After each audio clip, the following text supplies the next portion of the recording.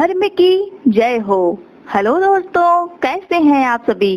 तो चलिए सुनते हैं आज एक शिव भक्त की सच्ची कहानी। एक नगर में भगवान शिव का एक भव्य मंदिर था, जहां हर वर्ष दूर दूर से भक्तजन शिव जी के दर्शन के लिए आते रहते थे।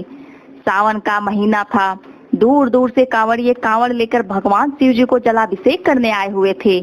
मंदिर का परिसर भक्तों की भीड़ से भरा हुआ था।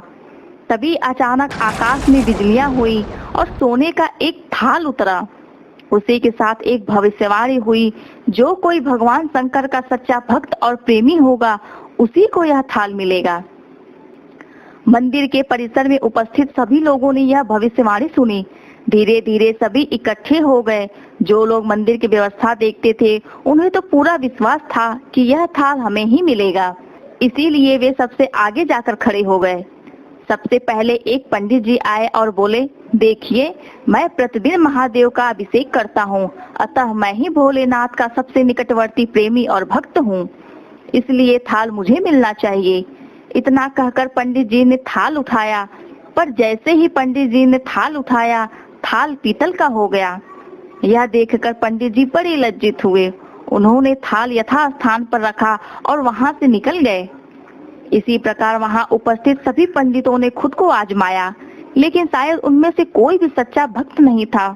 उन्हें भी थाल यथास्थान पर रखकर चले जाना पड़ा।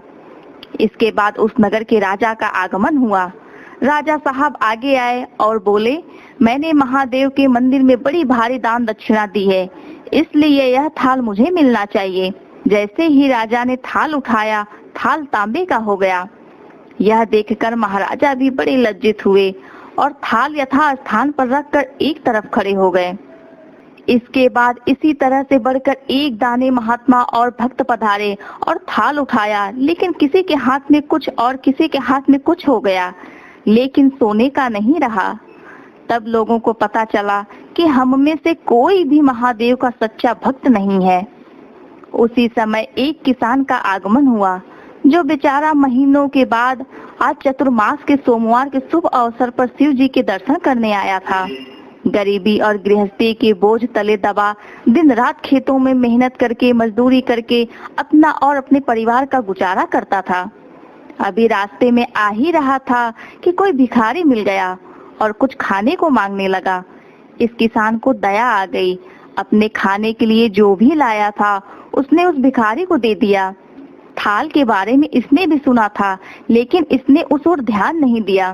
सीधा मंदिर में गया और महादेव का पूजन करके बाहर आ गया। परिक्रमा करके जाने को हुआ, तभी पीछे से एक व्यक्ति बोला, भाई, तुम भी थाल को उठाकर देख लो, हो सकता है तुम ही वह सच्चे भक्त हो जिसके लिए यह थाल आया है। किसान को लगा वह व्यक्ति उसका मजाक बना रहा है। किसान ने हंसते हुए कहा, भाई, मैं तो कभी कोई पूजा पाठ भी नहीं करता, महीने में एक आध बार मंदिर आ पाता हूँ, मैं कहाँ का सच्चा भक्त।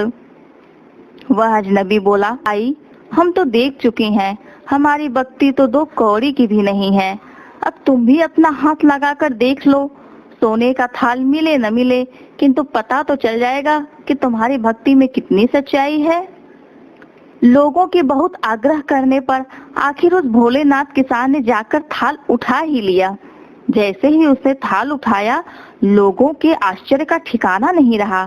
सोने का थाल रोशनी से चमचमाने लगा। यह देखकर सब लोगों में खुशियों की लहर दौड़ गई। सभी लोग उसके जयकारे लगाने लगे और पूछने लगे कि भाई, तुम ही सच्चे भक्त हो, अब हमें भी बता दो कि कैसी भक्ति करते हो जिससे हमारे महादेव तुमसे इतने प्रसन्न हैं। किसान बोला, भाई, मैं कोई भक्ति नहीं करता, मैं केवल दिन भर खेतों में काम करता हूँ और थोड़ा समय निकालकर जरूरतमंद लोगों की मदद करता हूँ। इसके अलावा मैं कोई और विशेष कार्य नहीं करता। लोग पूछने लगे, तुम लोगों की मदद क्यों करते हो? हंसते हुए बोला, सुकून। दूसरों के चेहरे पर मुस्कान देखकर मुझे जो आनंद और खुशी होती है, उसे मैं शब्दों में बयां नहीं कर सकता। शायद यही कारण है कि महादेव मुझसे खुश हैं। इसलिए हमेशा याद रखें, सत्कर्म का आरंभ भी आनंद से होता है और अंत भी आनंददायक होता है। दुष्कर्म का आरंभ भी दुख से होता है और अंत भी दुखदायक होता है। आप सैकड़ों मील यात्रा करके भी दूसरों का दिल दुखाते हैं और आपकी वह तपस्या, साधना और महादेव का दर्शन धूल के बराबर है। दोस्तों, अगर आपको यह वीडियो अच्छा लगे तो प्लीज आप हमारे वीडियो को लाइक करें और हमारे चैनल को सब्सक्राइब करें। दोस्तों, आप हमारे वीडियो तो देखते हैं पर हमें सब्सक्राइब नहीं करते, तो प्लीज प्लीज प्लीज आप हमारे चैनल को सब्सक्राइब कर लें। मन में कोई प्रश्न या सुझाव हो तो कमेंट बॉक्स के माध्यम से अवश्य बताएं। मेरा वीडियो देखने और सुनने वालों पर अपनी कृपा बनाए रखिए। आप सभी लोगों का वीडियो देखने के लिए बहुत बहुत धन्यवाद।